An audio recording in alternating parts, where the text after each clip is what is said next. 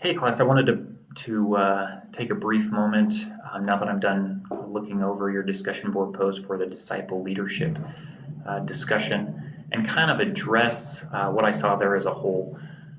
First of all, reading through your comments, I saw this common thread about how Christ really did teach us what true leadership is, and how it's very different than what the world would teach us about leadership. This reminded me of a scripture, which I will read in the book of Mark, chapter 10, um, verse 43. It says here, but so shall it not be among you, but whosoever will be great among you shall be your minister.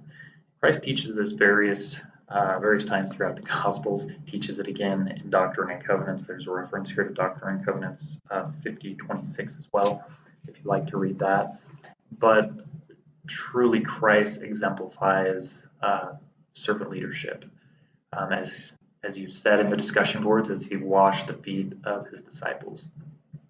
I also picked up on this other idea that in order to be Christ's disciples, that we need to follow his commandments. We see that same idea throughout the scriptures as well, probably in its most simplest form in the book of John in 14:15, where it says, where Jesus simply says, "If you love me, keep my commandments." So I really enjoyed reading through your comments and the inspiration that it gave me throughout the week. Hopefully you were able to get some of that from each other as well. I'd also like to take a moment just to point out the instructions for the assignment. Make sure that if it says, that you need to write 2 paragraphs, that you make sure that you're really making a robust post. Some of you did this very well. Others were lacking a little bit. Your grade will reflect that.